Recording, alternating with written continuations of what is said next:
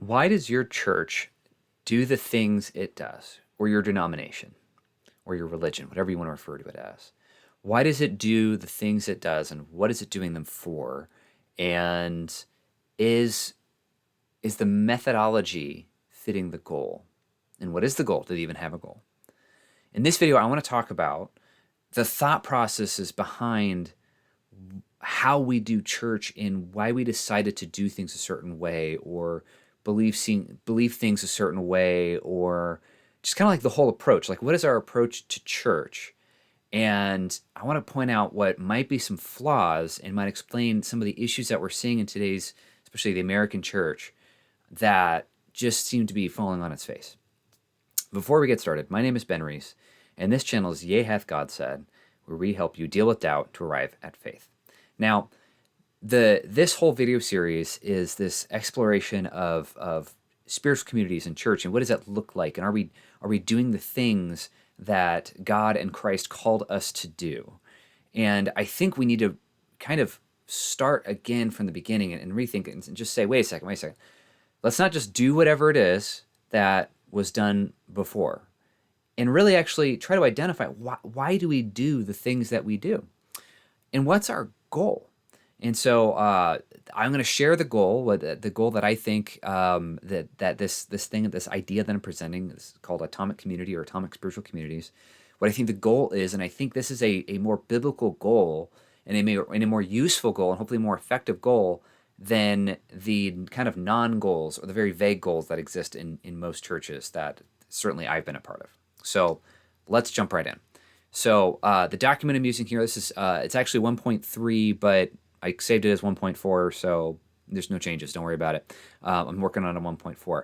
But the goal, I think, of spiritual communities in living this stuff out should be to create a set of processes performed individually and corporately based on the Bible that produces believers that are noticeably transformed into the image of Christ, that edify each other and transform their communities. So let me start at the beginning. Create a set of processes, all right? That's different than start a 501c3 and buy some property and pay for a parking lot and buy a bunch of sound equipment and video equipment and guitars and do all this stuff and then use the facility for 2 hours a week, right? That's I think so much of what we think of as church is that, right? I don't think that's what the church is supposed to be. So my idea is to focus on what are the processes, what are the daily or weekly things that we should be doing, both individually and corporately as a group, right? That's actually based on the Bible, that should produce something, right? Like something should come out of this that is not just a larger organization with a greater budget and more people that sit in the services, right? Or more small groups or whatever. Not that all those things are bad per se. It's just, is that the goal? I don't think that's the biblical goal. I think the goal should be that people are noticeably transformed into the image of Christ. Like they look different, they act different, they talk different. You talk to them, and especially if you knew them before they became a believer, you're like, well, okay, what happened? Like, you're different now. There's something new about you. They should be edifying each other, which people should know what's going on in your life to encourage you and help you and build you up and encourage you. And ultimately, there should be some transformation of the community, of the environment around them, right? Like Jesus said that the believer is supposed to be salt and light. And is that really what's going on? A reverse way to think about this is, if your church stopped existing in your community tomorrow or today, since this video should be coming up on a Sunday, would anyone notice or care besides the people that attend a church? Would anyone notice? Is your church doing anything good in the marketplace or in the community or in the arena that there would be pain if it stopped existing at all, because it's meeting a need that no one's meeting? Anyway, so that's, I think, what the goal is. I'm going to keep repeating that goal as I make more videos. But today's video is really about the thought processes of, like, how did we arrive at this church, this style of church, the style of doing things, and maybe what are some ideas of ways to do it differently. And this video might be a little longer, so hang in there with me. But I think it's going to be really interesting if we stop for a second and think, okay, what does the Bible actually say? Really, what did God actually say about this stuff?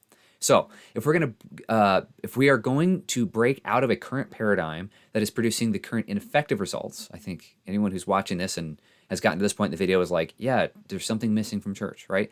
We may need to approach the solution differently than before. Below is a list of different ways to think about this issue than what historically might have been more common. All right. So I've kind of broken this down, and I'm going to go through each one and give some commentary. But the first one is the idea of prescriptive versus descriptive. And that's really key for a lot of this.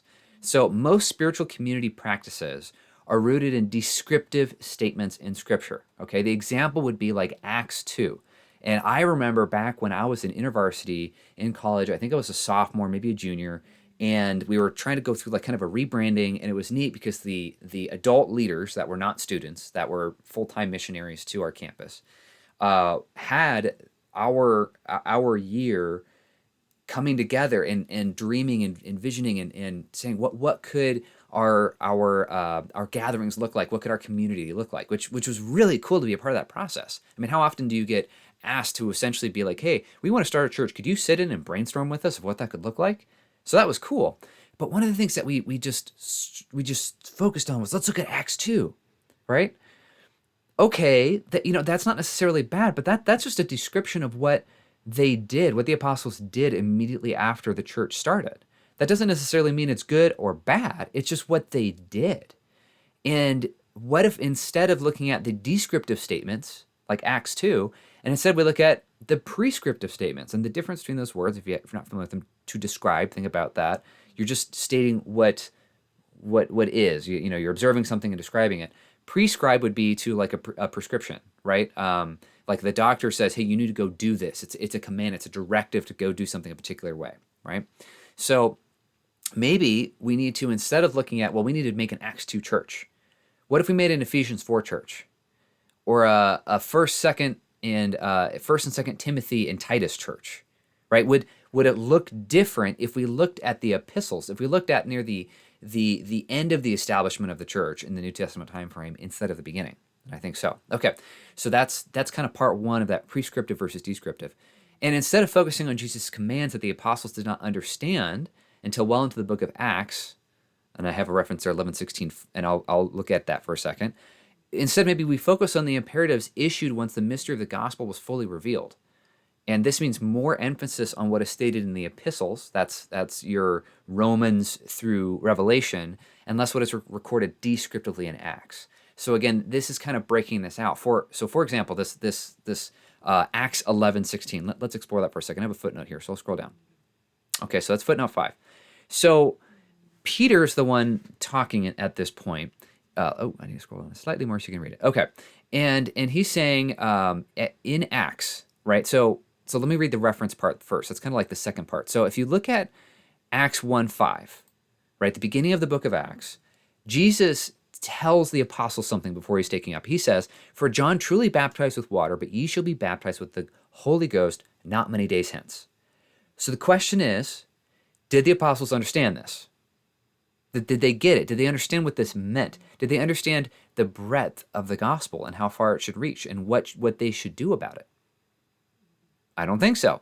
Because if you read all the way through Acts 11, and Peter is recounting to the people at Jerusalem, because he just gets back from preaching the gospel to Cornelius and back in Acts 10, and they're losing their minds. They're like, you walked into the house of a Gentile.